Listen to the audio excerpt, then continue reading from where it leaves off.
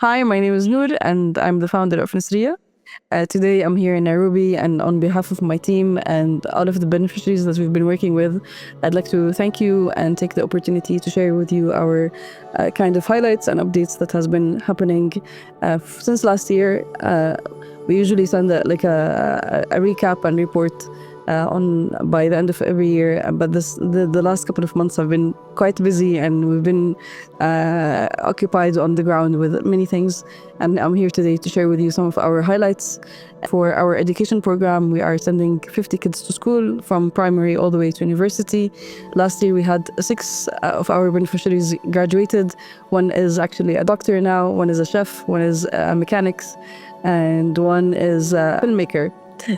So that was very exciting to see and to witness and to be part of, because all of these beneficiaries have been with us since 2016, and it was so fascinating to see how they have actually finally graduated and they are taking care of themselves, and they all have their own jobs at the moment. Then we have our microfinance program. So with the microfinance, we focus on supporting and holding space for women that are at risk situations and from unprivileged backgrounds.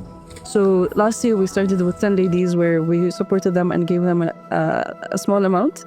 And then from the proceeds and the profits that they make, we take a very small percentage that goes back to the program so we can acquire more women. So early 2024, we started with 10 ladies. By the end of 2024, the program was supporting 60 women from the same amount that we actually started with in the beginning.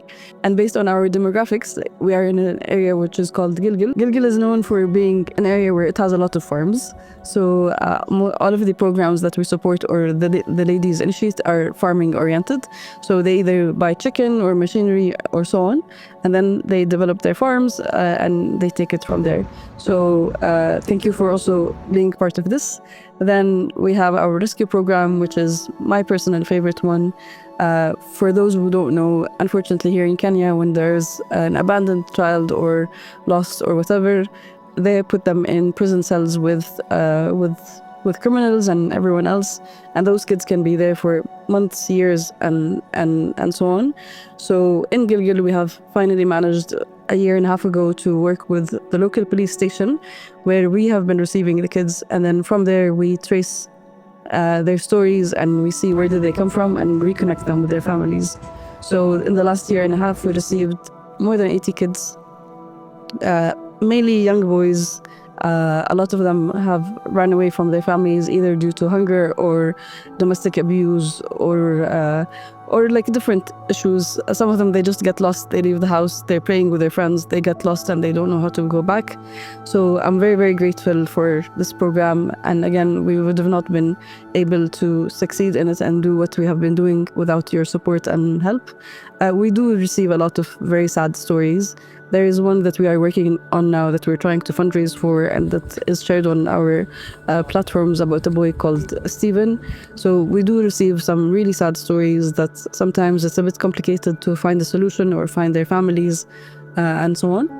And then we have the feeding program. And because of you guys, we've managed to, especially this Ramadan, we've distributed more than 1,500 hot warm meals during Ramadan. And then on a monthly basis, we are supporting a couple of families to be supplied with food supplies on a monthly basis so they can be able to feed themselves. Therefore, the kids can still be able to go to school and be nurtured and so on. Plus, like as many of you know, a lot of our beneficiaries are HIV positive. So it's very important for them to receive nutritionist diets. Because of the feeding program, we are able to maintain their health and their diet, and they've been healthy, and we haven't faced any health issues with the beneficiaries that we work with. Then finally, we have the Maisha by Nisria program, which is an upcycled fashion and design program that is allocated or dedicated to young adults within Gilgil as well. So in the last 3 years, we've managed to teach around 25 young ladies on how to become fashion designers and tailors. Some of them actually went back to their villages and opened their own workshops and are working as from their homes and they have their own clients and so on. And now we are on a mission to teach 100 new participants in the next year and a half. Again, the target for them to be women, not for anything, but because the interest is around this kind of program. And unfortunately, we are also working in an area where prostitution is very common because of, again, the location of Gilgil, and because it's an area where there's a military base, so there's a lot of men around that unfortunately take advantage of the ladies, and they start at a very young age. So with this program, we're trying to make sure that we provide those girls with a space and a skill that puts them out of the streets, and make sure that they are skilled with something that can keep them safe, with dignity, and protect their vulnerability and so on. Again, thank you so much. If it wasn't for you guys, we would have not been able to do what we're doing. And we thrive to do more and support more people and more beneficiaries. Keep the generosity coming. And for any inquiries, more information, feel free to reach out to me or any of our team members their information is on social media and so on. Thank you so much, and God bless you.